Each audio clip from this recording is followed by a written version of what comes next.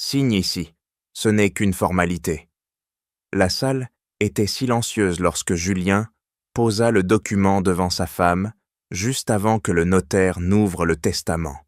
Autour de la table, chacun retenait son souffle. Il ne lui demandait pas son avis. Il lui ordonnait de renoncer à l'héritage que son propre père venait de lui laisser. Devant elle, les clauses étaient claires, froides, irréversibles. Derrière elle, les regards jugèrent déjà sa réponse. Ce que Julien n'avait pas prévu, c'est qu'en forçant cette signature, il activait un mécanisme bien plus dangereux que le refus. Isabelle ne cria pas, elle ne négocia pas. Elle laissa simplement le piège se refermer sur lui. Si ce genre d'histoire vous touche, soutenez la chaîne, abonnez-vous et dites-nous en commentaire d'où vous regardez. Isabelle Moreau poussa la porte vitrée du cabinet Béraud & Klein avec un léger retard, comme si son corps avait cherché à freiner un instant de plus, ce qui l'attendait à l'intérieur. Le hall était silencieux, feutré, saturé de cette odeur de bois ciré et de papier ancien, propre au lieu où l'on règle les successions et les conflits sans élever la voix. Sur sa main gauche, son alliance tournait lentement autour de son doigt, encore et encore, dans un geste devenu mécanique depuis les 2 fausses couches qu'elle avait traversées presque seule. Chaque rotation semblait calmer un peu la tension qui s'était installée dans sa poitrine, sans jamais la dissiper complètement. Julien Delorme était déjà là. Son mari se tenait assis à la grande table de réunion, le dos droit, le regard fixé sur une serviette de cuir brun, soigneusement posée devant lui. Il ne leva pas les yeux lorsqu'Isabelle entra, comme si sa présence relevait d'un détail secondaire, presque d'une formalité. Cette absence de regard lui fit plus mal que si elle avait été accompagnée d'une remarque sèche. Depuis 5 ans, elle avait appris à reconnaître ces silences précis, ces moments où Julien s'absentait émotionnellement tout en restant physiquement présent, laissant à Isabelle la charge invisible de maintenir une apparence de normalité. Avant qu'elle ne puisse s'asseoir, la porte s'ouvrit de nouveau. Camille Arnaud entra dans la pièce avec une assurance étudiée, suivie de sa mère, Monique Arnaud, une femme aux traits durs et au port altier. Le ventre de Camille, arrondi par 8 mois de grossesse, précédait presque le reste de son corps. Elle se dirigea sans hésiter vers une chaise placée près de Julien, une place manifestement prévue à l'avance. Isabelle nota ce détail sans y réagir, tout comme elle nota la manière dont Julien se pencha légèrement vers Camille pour l'aider à s'installer. Un geste qui aurait pu passer pour de la simple courtoisie, mais qui trahissait une intimité déjà installée. Isabelle comprit alors que cette matinée ne se déroulerait pas comme elle l'avait imaginé. Elle avait anticipé la douleur liée à la lecture du testament de Henri Delorme, son beau-père, un homme exigeant mais juste, qui l'avait souvent soutenu lorsque Julien se montrait absent ou distant. Elle n'avait pas anticipé cette mise en scène silencieuse, ni la sensation diffuse d'être devenue étrangère à une pièce qu'elle pensait encore être la sienne. Avant que maître Laurent Béraud n'apparaisse pour ouvrir officiellement la séance, Julien se leva brusquement et invita Isabelle à le suivre dans une petite salle d'attente attenante. La porte se referma derrière eux avec un claquement feutré.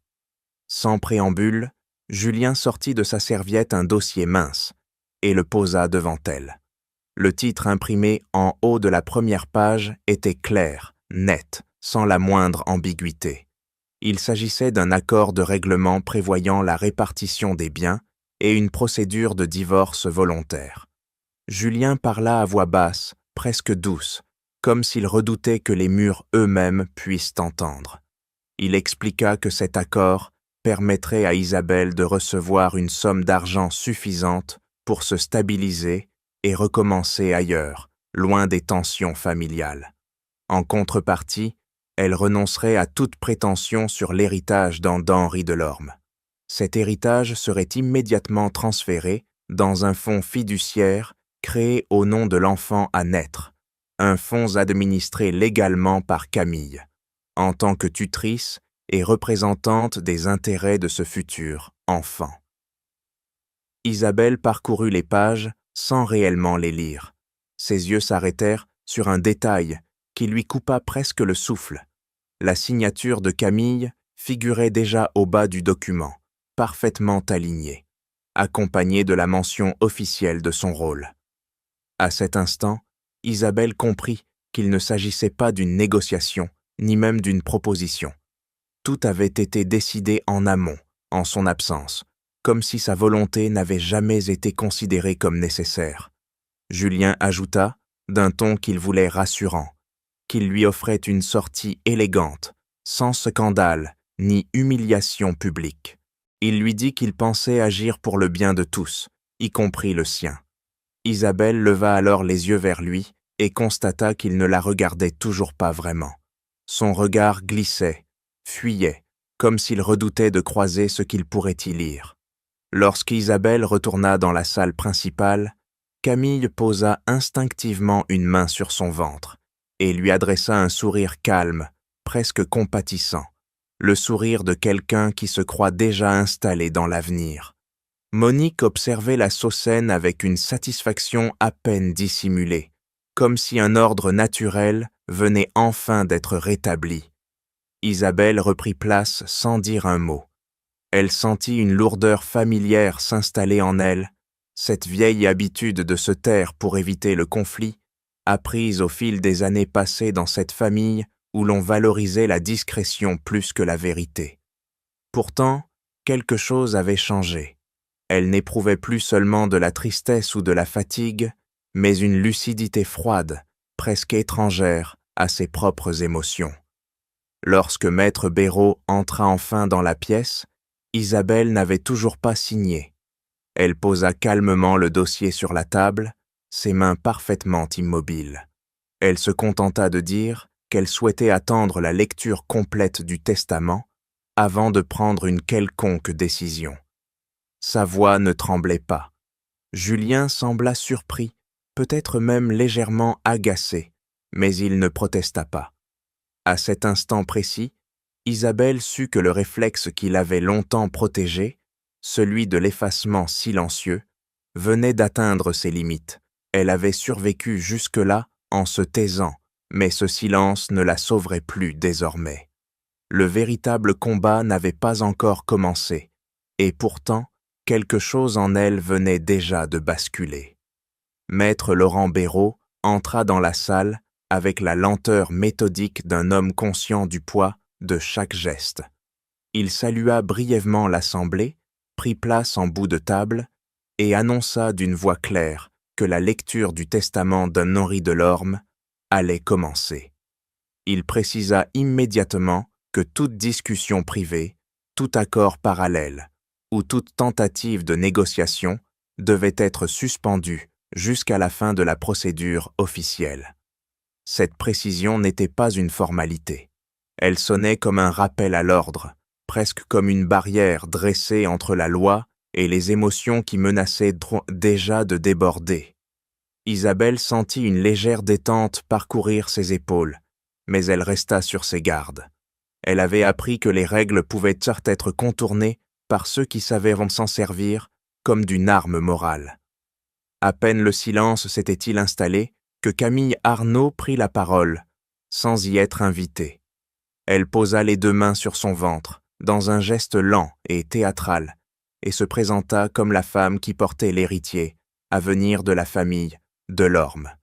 Sa voix était douce, presque émue, mais soigneusement calibrée pour être entendue de tous. Monique Arnaud ne tarda pas à compléter ce tableau. Elle se pencha légèrement en avant, fixant Isabelle avec une expression où se mêlaient entre reproche et condescendance, et évoqua à demi-mot ce qu'elle appelait les devoirs naturels d'une épouse. Elle parla de continuité, de transmission et de ce qu'une famille était en droit d'attendre d'une femme mariée.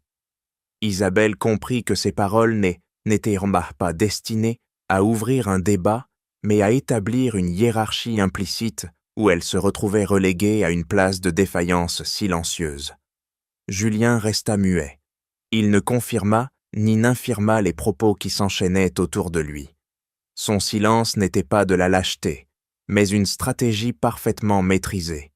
Il savait que laisser Camille et sa mère occuper l'espace moral lui permettait de conserver une posture apparemment neutre, tout en profitant de la pression qu'elles exerçaient sur Isabelle. Cette absence de réaction était plus violente qu'une attaque frontale, car elle laissait entendre qu'il validait tout sans avoir à en assumer publiquement la responsabilité. Camille poursuivit, affirmant que le fonds fiduciaire destiné à l'enfant représentait la solution la plus civilisée et la plus responsable. Elle parlait d'avenir, de stabilité, de protection, des mots qu'on y choisit pour donner à son discours l'apparence d'un compromis généreux. Isabelle l'écoutait sans ciller, notant la manière dont Camille se présentait à la fois comme victime et comme garante d'un ordre moral supérieur. Chaque son phrase semblait conçue pour réduire Isabelle à un obstacle inutile, voire cruel, face à ce futur qu'on lui demandait d'effacer. Julien se pencha alors vers Isabelle. Sa voix était basse, presque intime, mais son ton ne laissait aucune place à l'ambiguïté. Il lui dit que refuser de signer l'accord revenait à voler l'avenir d'un enfant qui n'avait encore rien demandé. Il n'éleva pas la voix, ne laissa transparaître aucune colère, mais Isabelle sentit la menace contenue dans ses mots. Il ne s'agissait plus d'une affaire conjugale, mais d'un procès moral dans lequel elle était déjà désignée coupable. Isabelle comprit alors la nature exacte du piège. Si elle signait, elle disparaissait proprement, sans bruit, réduite à un simple chapitre clos de la vie de Julien. Si elle refusait, elle devenait la femme qui avait osé s'opposer à la naissance d'un héritier, celle dont on murmurerait qu'elle avait agi par jalousie ou par amertume. Dans les deux cas, sa parole risquait d'être étouffée sous un récit construit par d'autres. Maître Béraud intervint de nouveau, rappelant avec fermeté que les droits et les obligations de chacun découlaient exclusivement du testament, et non des émotions ou des situations personnelles. Il souligna que la loi ne reconnaissait ni les insinuations, ni les pressions morales comme des éléments juridiques recevables. Son ton restait neutre, mais Isabelle perçut dans cette mise au point une forme de soutien discret, une ligne de défense tracée dans un terrain déjà miné. Autour de la table, les autres membres de la famille observaient à la scène dans un silence pesant. Certains baissaient les yeux, d'autres fixaient obstinément leurs mains, comme si le fait de ne rien dire les exonérait de toute responsabilité. Isabelle nota ces attitudes avec une précision nouvelle. Elle voyait désormais ce qu'elle n'avait pas voulu voir pendant des années, la facilité avec laquelle chacun choisissait le confort du silence plutôt que l'inconfort de la vérité. Julien évitait toujours son regard. Camille alternait entre des soupirs étudiés et des regards humides, tandis que Monique se tenait droite, convaincue d'incarner la voix de la raison. Isabelle, elle, sentit quelque chose se déplacer lentement en elle. Ce n'était pas de la colère, ni même de la tristesse, mais une lucidité froide qui lui permettait d'observer le jeu sans y participer aveuglément. Elle comprit que son désir avait changé. Elle ne cherchait plus à préserver une illusion de paix familiale, ni à se battre pour une place qui lui était contestée depuis longtemps. Elle voulait comprendre chaque règle, chaque piège, chaque mensonge déguisé en vertu. Elle voulait voir jusqu'où Julien était prêt à aller et quelle carte il croyait encore pouvoir abattre. Lorsque Maître Béraud annonça que la lecture détaillée du testament allait commencer, Isabelle se redressa légèrement sur sa chaise. Elle posa ses mains à plat sur la table, cessant enfin de faire tourner son alliance. Pour la première fois depuis son entrée dans cette pièce, elle se sentit pleinement présente. Elle n'était plus seulement la femme à qui l'on demandait de céder, mais une observatrice attentive d'un jeu qui dépassait désormais le cadre intime de son mariage. Le silence qui suivit n'était plus celui de la soumission, mais celui de l'attente. Isabelle savait que ce qui allait être révélé déterminerait bien plus que la répartition des biens. Cela mettrait en lumière les véritables loyautés, les mensonges accumulés et la valeur réelle de chacun autour de cette table. Elle inspira profondément, consciente que le cœur du conflit était enfin sur le point d'être exposé. Maître Laurent Béraud ajusta ses lunettes avec un soin presque cérémoniel, avant d'ouvrir le dossier épais posé devant lui. Le cuir ancien craqua légèrement, un son discret mais solennel qui suffit à faire taire les derniers. Murmure. La salle semblait retenir son souffle. Isabelle sentit son dos se redresser malgré elle, comme si son corps avait compris, avant son esprit, que quelque chose d'irréversible allait être dit. Le notaire annonça que le testament des Henri Delorme avait été rédigé en plusieurs parties, dont une introduction personnelle que le défunt avait expressément demandé de faire lire à voix haute. Dès les premières phrases, Isabelle comprit que ces mots n'étaient pas destinés à Julien. Henri ne s'adressait pas à son fils, mais à celle qui, selon lui, avait porté le poids invisible de la famille lorsque les liens s'étaient réduits à des obligations silencieuses. Henri décrivait Isabelle comme la personne qui était restée lorsque la présence avait cessé d'être un choix pour devenir un effort quotidien. Il évoquait les repas organisés sans enthousiasme mais avec rigueur, les dossiers familiaux tenus à jour sans reconnaissance et les visites médicales auxquelles Julien n'assistait plus, prétextant des réunions qu'Isabelle n'avait jamais cherché à vérifier. Ces phrases n'étaient ni accusatrices ni emphatiques, elles étaient simplement exactes, et cette exactitude donna à Isabelle l'impression troublante d'être enfin vue. Henri mentionna les 5 années durant lesquelles Isabelle avait assumé la continuité de la famille Delorme, particulièrement dans les périodes où Julien se montrait absent, physiquement comme moralement. Il parlait d'une voix que l'on devinait calme et ferme, une voix d'homme habitué à observer avant de juger. Isabelle sentit une chaleur sourde lui monter à la poitrine, non pas une consolation, mais la reconnaissance tardive d'un effort longtemps ignoré. Les 2 fausses couches furent évoquées avec une pudeur presque douloureuse.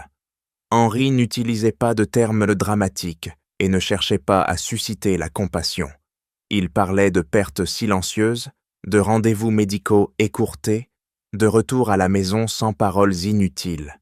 Il écrivait qu'il avait vu Isabelle continuer malgré tout, sans faire de ses blessures un levier ni une excuse. Ces mots, dits à voix haute par Maître Béraud, traversèrent dans la pièce comme un souffle grave, laissant derrière eux un silence chargé. Lorsque le notaire passa à la partie dispositive du testament, Julien se crispa visiblement.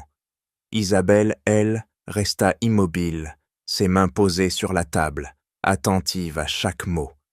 Henri léguait à sa belle-fille un bien immobilier acquis, avant même la naissance de Julien, une maison dont le titre serait établi exclusivement à son nom. Il lui accordait également le droit de jouissance sur une part du fonds d'investissement familial, un droit conçu pour lui assurer une indépendance durable. Enfin, il lui confiait un droit de vote au sein d'une branche spécifique du capital, une responsabilité qui impliquait bien plus qu'un simple avantage financier. À mesure que ces dispositions étaient énoncées, Isabelle sentit les regards se tourner vers elle. Julien pâlit, incapable de masquer son inquiétude. Son plan, soigneusement préparé, reposait sur l'idée que l'héritage pourrait être rapidement redirigé vers le fonds fiduciaire destiné à l'enfant. Or, ses legs directs à Isabelle rendaient cette manœuvre impossible à court terme. Pour la première fois depuis le début de la matinée, il comprit que le contrôle lui échappait. Camille, assise à côté de lui, perdit cette assurance tranquille qu'elle arborait depuis son entrée. Ses doigts se crispèrent sur le tissu de sa robe et son regard se posa brièvement sur Julien, comme pour vérifier qu'il avait encore une solution. Elle réalisa alors que ce qui se déroulait sous ses yeux ne correspondait pas au scénario qui lui avait été présenté. La promesse d'une transition fluide, d'un avenir sécurisé par des signatures rapides, s'effritait à chaque phrase du testament. Henri avait ajouté une réflexion qui fit frémir la pièce. Il écrivait que la loyauté n'avait pas besoin de contrat pour exister, tout comme la trahison n'avait pas besoin d'aveu pour être réelle. Ces mots résonnèrent avec une force particulière. Isabelle sentit qu'il n'était pas seulement une observation morale, mais une ligne de démarcation claire entre ce qui pouvait être transmis et ce qui devait être assumé. Maître Béraud précisa ensuite, avec une rigueur juridique sans faille, que les biens légués à Isabelle ne pouvaient être ni cédés ni transférés immédiatement. Ils étaient protégés par des clauses spécifiques destinées à empêcher toute pression ou toute renonciation précipitée. Cette précision, purement technique en apparence, eut l'effet d'un coup sec porté au cœur des manœuvres de Julien. Isabelle leva les yeux vers son mari et observa ce qu'elle n'avait jamais voulu voir auparavant. Il n'y avait pas de colère dans son expression, mais une peur contenue, celle d'un homme qui découvre que quelqu'un a anticipé ses choix avant même qu'il ne les formule. Elle comprit alors que Henri n'avait pas cherché à deviner l'avenir. Il avait simplement compris son fils, ses raccourcis, sa tendance à confondre rapidité et efficacité, domination et responsabilité. Camille détourna le regard, consciente désormais que sa place n'était pas encore assurée. Monique, jusque-là si sûre d'elle, resta silencieuse, ses lèvres pincées. Autour de la table, les autres membres de la famille semblaient amas, figés, incapables de commenter ce qui se jouait devant eux. Isabelle ressentit une forme de calme inattendu. Elle ne se réjouissait pas de la situation et ne cherchait pas à savourer une victoire qui n'était pas encore pleinement définie. Elle comprenait simplement que le terrain venait de changer. Le testament ne lui offrait pas seulement des biens, il lui offrait du temps, de l'espace et surtout la possibilité de ne plus être acculée à une décision dictée par la peur ou la culpabilité. Lorsque Maître Béraud annonça que la lecture se poursuivrait avec des annexes et des dispositions complémentaires, Isabelle inspira profondément. Elle savait désormais que son beau-père n'avait pas agi par intuition mystique ou par hasard. Il avait observé, analysé et placé les pièces avec une précision froide. Ce n'était pas un miracle, c'était une stratégie. Pour la première fois depuis longtemps, Isabelle se sentit capable de regarder Julien sans chercher son approbation. Elle comprit que le véritable héritage qu'Henri lui laissait n'était pas uniquement matériel, c'était la certitude qu'elle n'avait pas imaginé sa solitude, ni exagéré ses sacrifices. Quelqu'un avait vu et quelqu'un avait agi en conséquence. Le silence qui suivit la lecture des dispositions principales du testament fut rompu par la voix de Julien Delorme, plus forte qu'il ne l'aurait voulu. Il se leva brusquement, le visage tendu, et accusa Isabelle d'un ton qui se voulait indigné d'avoir profité d'un moment de deuil pour servir ses propres intérêts. Il parla de calcul, d'opportunisme, et osa suggérer qu'elle avait manipulé Henri Delorme dans ses dernières années. Chaque mot était soigneusement choisi pour renverser la perception qui venait de s'installer, comme s'il fallait à tout prix reprendre l'ascendant perdu. Isabelle resta assise, immobile, consciente que toute réaction immédiate ne ferait qu'alimenter le récit que Julien tentait d'imposer. Elle sentit pourtant la pression s'intensifier, non pas seulement à travers ses paroles, mais par l'atmosphère qui se chargeait d'une hostilité sourde. Julien se tourna vers les autres membres de la famille, cherchant dans leur regard une validation implicite, et il la trouva chez certains, dont le silence approbateur valait assentiment. Camille ne tarda pas à intervenir. Elle se leva à son tour avec difficulté, posa les deux mains sur son ventre et éclata en sanglots. Sa voix tremblait lorsqu'elle supplia Isabelle de ne pas voler l'avenir de son enfant. Elle parla de nuit, sans sommeil, de peurs liées à la maternité, et d'un futur qu'elle disait menacé par l'égoïsme d'une femme qui n'avait, selon elle, plus rien à perdre. Cette mise en scène, aussi calculée qu'émotive, toucha immédiatement une corde sensible dans l'assemblée. Monique Arnaud enchaîna sans attendre, élevant la pression à un niveau presque insoutenable. Elle exhorta Isabelle à signer par humanité, invoquant la morale, la décence et le regard extérieur. Elle affirma qu'un refus serait interprété comme une cruauté gratuite et que la réputation d'Isabelle en sortirait irrémédiablement entachée. Ces paroles ne laissaient aucune place au doute. Il s'agissait de faire plier Isabelle par la peur du jugement collectif. Quelques proches, jusque-là silencieux, se permirent d'intervenir à leur tour. Ils suggérèrent à Isabelle de faire preuve de pragmatisme, de penser à l'image de la famille et d'éviter un scandale qui ne profiterait à personne. Leur voix se voulait conciliante, mais Isabelle y percevait la même injonction dissimulée. On ne lui demandait pas son avis. On attendait sa capitulation. Julien revint alors à la charge avec ce qu'il présenta comme une concession. Il proposa une version adoucie de l'accord initial, augmentant la somme d'argent qui lui serait versée et promettant une procédure de divorce rapide et discrète. Il parla de tranquillité, de dignité préservée et de la possibilité pour chacun de reconstruire sa vie sans heurts. Derrière ces mots se cachait une urgence mal dissimulée. Isabelle comprit que cette générosité soudaine n'était pas un geste d'apaisement, mais un dernier effort pour sauver un plan en train de s'effondrer. Elle se sentit acculée comme jamais auparavant. Si elle signait, elle sacrifiait son avenir et validait un récit qui la réduisait à une figure égoïste. Si elle refusait, elle devenait la cible parfaite d'une condamnation morale collective. Cette impression d'impasse, cette sensation d'être écrasée entre deux issues également destructrices, marqua le moment précis de ce que Maître Béraud aurait plus tard qualifié d'apparente défaite. Isabelle comprit qu'elle était en train de perdre sur le plan émotionnel, même si rien n'était encore joué juridiquement.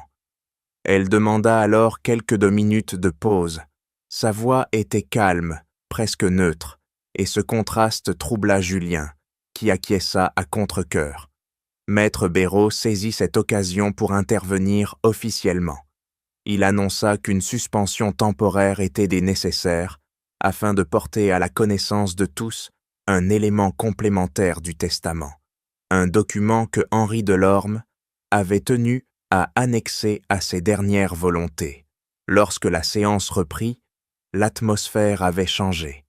Maître Béraud expliqua que cette annexe contenait ce qu'il appela une clause déclencheuse, rédigée avec une précision juridique rigoureuse. Il lut lentement, s'assurant que chaque mot soit compris. Henri Delorme y stipulait que si Isabelle signait, dans un délai de 30 jours suivant son décès, un quelconque document visant à renoncer à ses droits successoraux ou à transférer les biens qui lui étaient légués, alors l'ensemble de ces biens serait immédiatement gelé et transféré à une fondation caritative indépendante. Un murmure parcourut la salle. Julien blêmit. Il comprit avant même la fin de la lecture que cette clause transformait son stratagème en piège. Toute tentative de pression, tout accord forcé, toute signature arrachée à Isabelle aurait pour conséquence directe de le priver de tout contrôle sur l'héritage, non seulement au détriment de ses propres intérêts, mais aussi de ceux qu'il prétendait défendre. Maître Béraud précisa que cette mesure avait été conçue pour empêcher toute manipulation et garantir que la volonté du testateur soit respectée sans contrainte. Il souligna que la clause ne laissait aucune marge d'interprétation et qu'elle s'appliquerait automatiquement en cas de violation. La loi, cette fois, se dressait comme un mur infranchissable. Isabelle observa Julien avec une attention nouvelle. Elle vit dans son regard la prise de conscience brutale d'une vérité qu'il avait sous-estimée. Son père n'avait pas cherché à prédire ses actes, il avait simplement anticipé sa manière de penser, sa propension à vouloir aller vite, à écraser les obstacles, au lieu de les contourner. Le piège était élégant, presque discret, et il se refermait maintenant avec une efficacité implacable. Camille cessa de pleurer, décontenancée par cette révélation. Monique resta figée, incapable de réagir immédiatement. L'équilibre de la pièce venait de basculer une seconde fois. Isabelle, toujours assise, sentit la pression se relâcher légèrement, sans pour autant disparaître. Elle n'était pas encore sortie d'affaire, mais elle comprenait désormais que l'arme que Julien brandissait contre elle était devenue son propre point faible. Le combat n'était pas terminé, mais le terrain venait de changer. Isabelle savait que ce qu'elle ferait ensuite déterminerait non seulement l'issue de cette succession, mais aussi la manière dont chacun assumerait enfin les conséquences de ses choix. La lecture de l'annexe du testament se poursuivit sans détour, comme si Henri Delorme avait voulu que chaque mot tombe avec le poids exact de sa volonté, sans possibilité d'échappatoire. Maître Laurent Béraud précisa que ce document faisait partie intégrante des dernières volontés et qu'il devait être entendu publiquement, dans cette même salle, devant tous ceux qui prétendaient encore pouvoir infléchir le cours des choses. Il n'y avait plus de marge pour des arrangements discrets, ni pour des pressions exercées dans l'ombre. Le fonds baptisé « Enfant de l'Orme », que Julien avait invoqué avec tant d'assurance quelques heures plus tôt, fut mentionné explicitement. Le texte précisait qu'il ne bénéficiait d'aucune priorité successorale et qu'il ne pouvait, en aucun cas, recevoir des biens provenant de la part, légués à Isabelle, par le biais d'un transfert forcé ou d'une renonciation anticipée. Le notaire insista sur le fait que cette structure ne constituait pas un héritage, mais un mécanisme de protection strictement encadré, conçu pour éviter toute instrumentalisation. Henri Delorme avait néanmoins prévu une protection pour l'enfant à naître, une allocation indépendante versée par une fondation distincte assurerait son bien-être matériel et son accès futur à l'éducation, sans que Julien ne puisse intervenir dans sa gestion. Cette précision, formulée avec une rigueur presque clinique, marquait une frontière nette entre la responsabilité morale du grand-père et l'absence de confiance qu'il accordait à son propre fils. Le silence qui suivit cette annonce fut lourd, chargé d'une tension qui ne se dissipait pas. Camille sentit alors le sol se dérober sous ses certitudes. Son visage perdit la contenance qu'elle avait jusque-là maintenue avec une discipline presque théâtrale. Elle comprit soudain que le rôle qu'on lui avait fait jouer reposait sur une promesse creuse. Elle n'était pas la bénéficiaire d'un avenir assuré, mais un rouage interchangeable dans une mécanique qui la dépassait. Son regard chercha celui de Julien, espérant y trouver un signe de contrôle ou de réassurance, mais elle n'y lut qu'une inquiétude qu'il ne parvenait plus à dissimuler. Julien, pour sa part, réalisa avec une clarté brutale l'ampleur de l'erreur qu'il avait commise.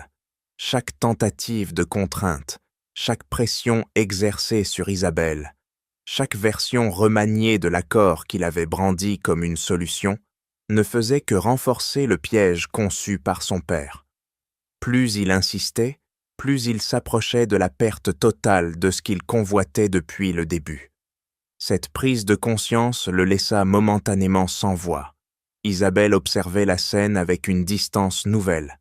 Pour la première fois depuis des années, elle n'éprouvait plus le besoin de se justifier ni de se défendre. La peur qui l'avait accompagnée si longtemps, cette crainte de tout perdre en refusant de céder, commençait à se dissoudre.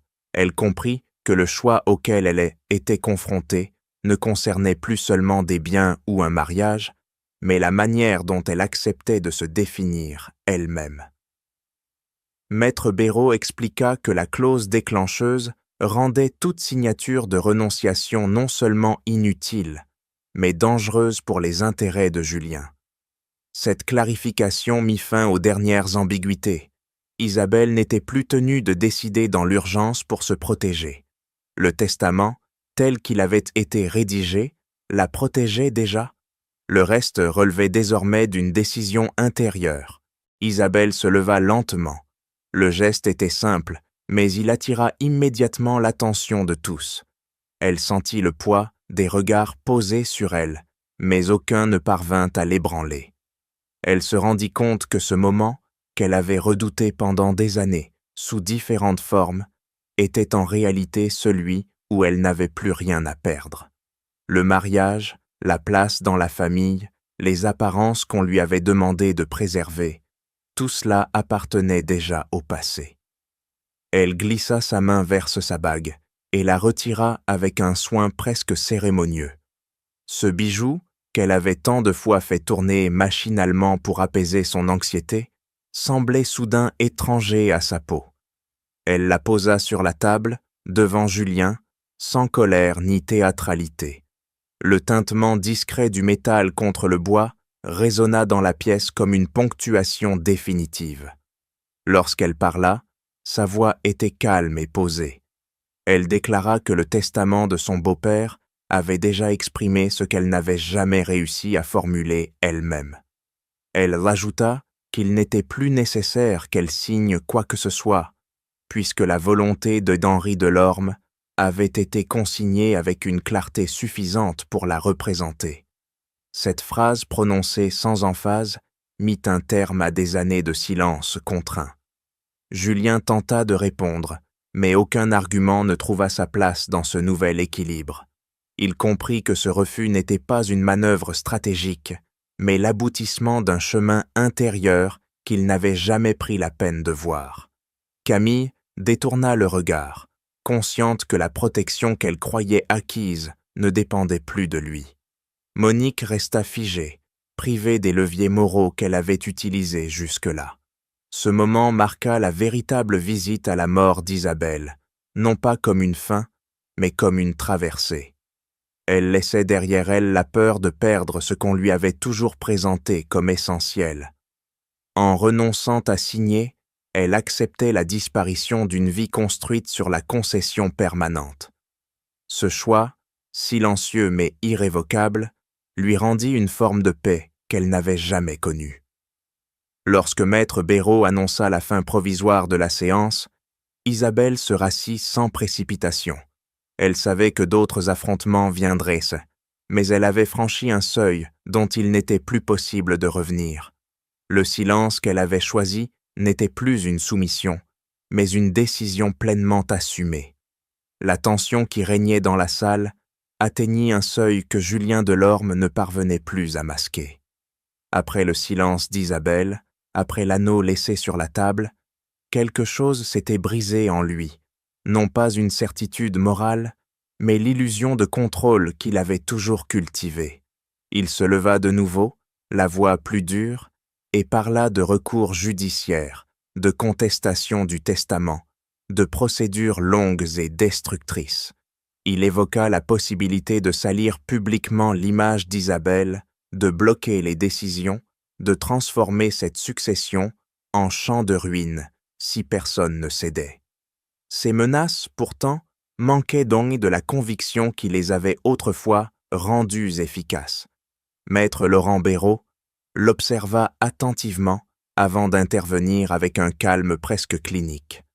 Il proposa une suspension de séance et invita Julien à le suivre dans un bureau attenant, précisant que cette conversation devait rester confidentielle. Julien accepta, convaincu qu'il s'agissait encore d'une tentative de négociation en sa faveur.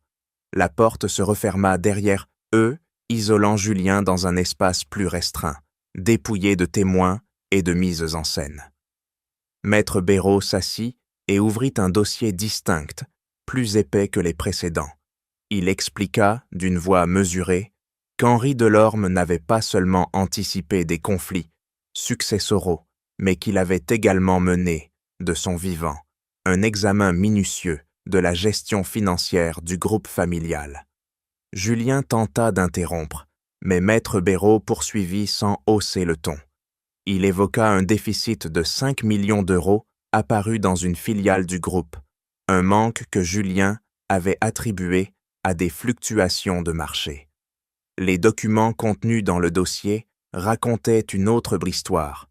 Des virements récurrents vers des comptes liés à des investissements personnels hasardeux, des transferts dissimulés sous des lignes comptables ambiguës et des sommes destinées à financer le train de vie de Camille, Arnaud avaient été méthodiquement retracés.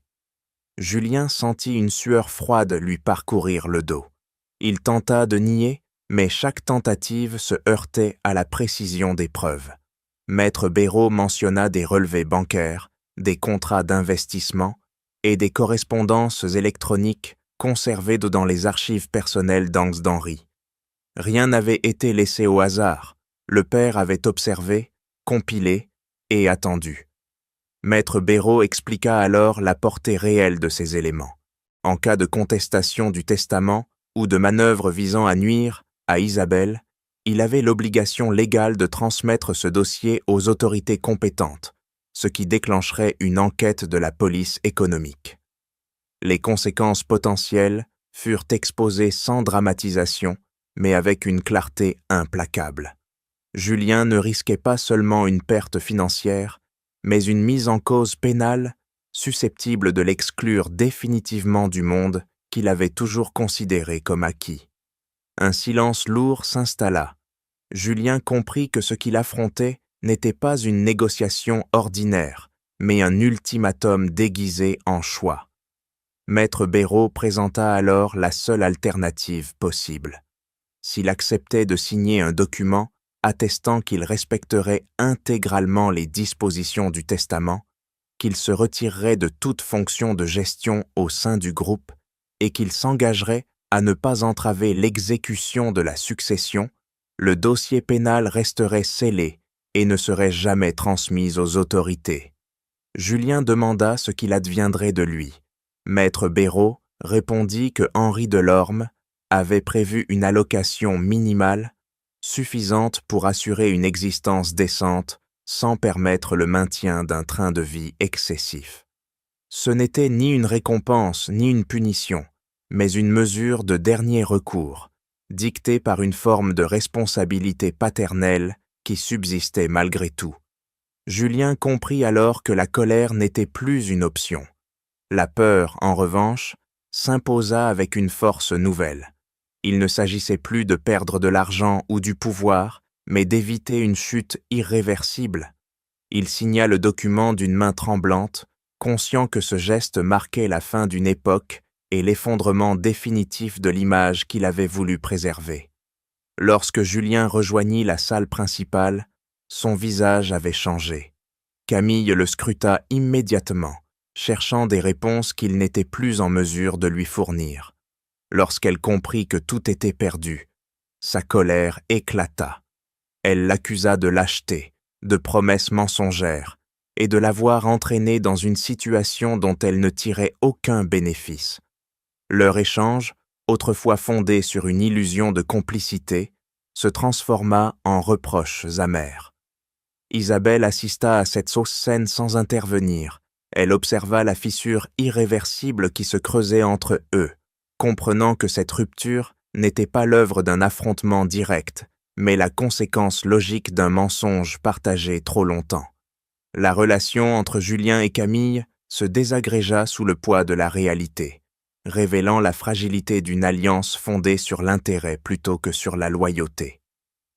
Maître Béraud annonça que les dispositions du testament seraient mises en œuvre immédiatement.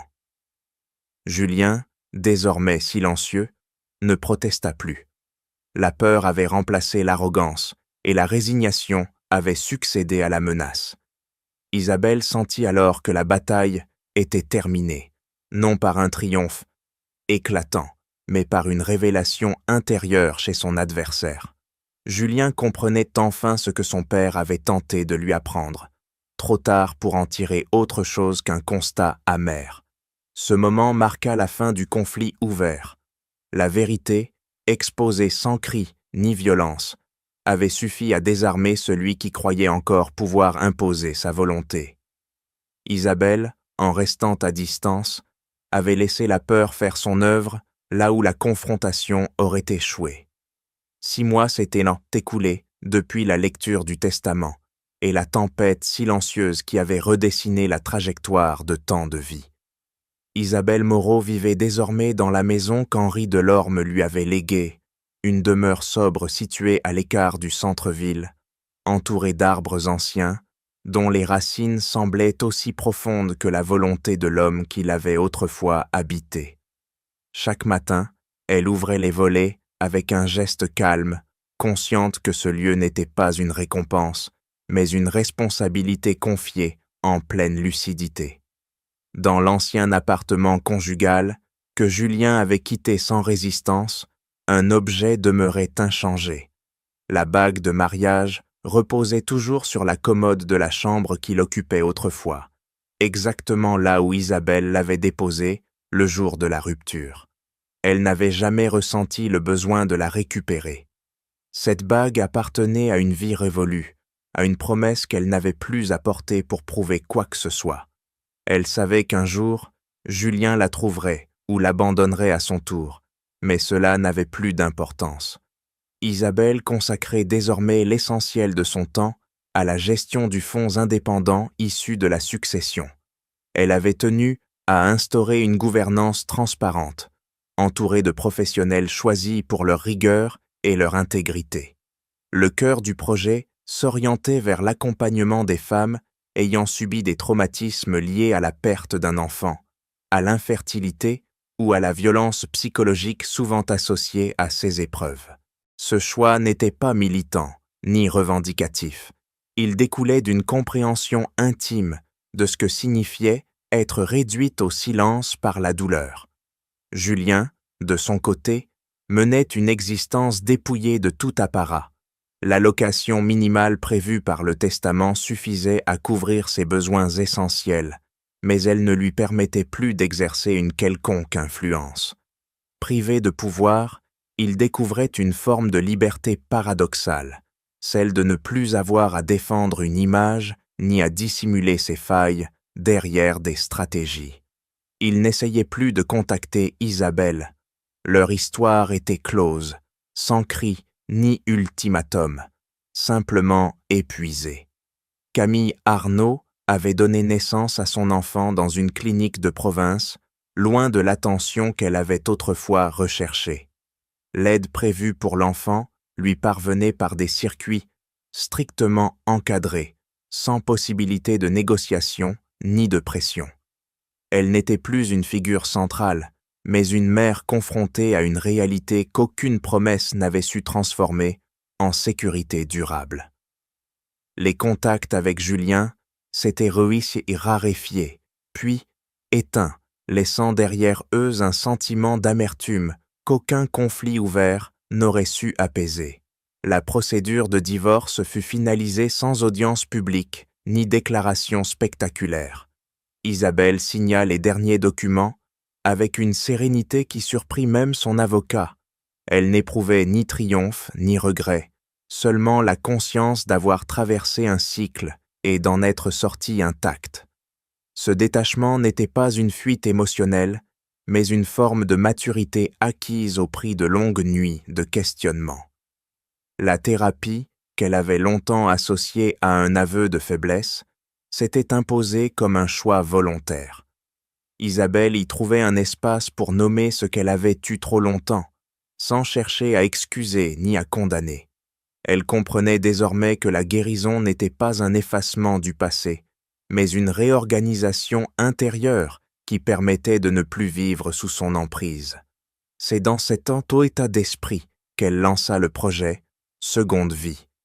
Il ne s'agissait pas d'un programme caritatif traditionnel, mais d'une structure d'accompagnement mêlant soutien psychologique, aide juridique et réinsertion professionnelle. Isabelle voulait offrir aux femmes un cadre où la reconstruction ne dépendait pas de la compassion d'autrui, mais de ressources concrètes et durables. Elle participait aux 2 réunions, écoutait sans interrompre et posait des questions précises refusant toute posture de sauveuse. Henri Delorme apparaissait parfois dans ses pensées, non comme une figure idéalisée, mais comme un homme qui avait compris, avant les autres, la nature des liens qui unissent et détruisent. Isabelle ne cherchait pas à lui rendre hommage par des discours ou des plaques commémoratives. Elle honorait sa mémoire en faisant vivre ce qu'il avait transmis sans jamais l'imposer. Elle ne nourrissait aucun désir de vengeance. Elle ne cherchait pas non plus à accorder un pardon formel. Ces deux notions lui semblaient désormais liées à une logique de dépendance affective qu'elle avait dépassée. Sa paix ne venait pas de la reconnaissance de ses souffrances par ceux qui les avaient avaient causées, mais de la capacité retrouvée à exister selon ses propres termes. Un soir d'automne, assise dans le salon baigné d'une lumière douce, Isabelle contempla les dossiers empilés sur la table basse. Ils représentaient des projets, des demandes d'aide, des trajectoires encore fragiles, mais aussi des possibilités réelles. Elle sentit une forme de continuité s'installer, comme si la vie, après avoir été suspendue, avait repris son cours sans fracas. Elle se leva, ouvrit une fenêtre et inspira profondément l'air frais. Pour la première fois depuis longtemps, elle ne se demandait plus ce que l'on attendait d'elle, ni comment elle devait se comporter pour mériter sa place. Elle était simplement là, présente, légitime sans avoir besoin de justification. Isabelle Moreau n'avait pas gagné contre quelqu'un.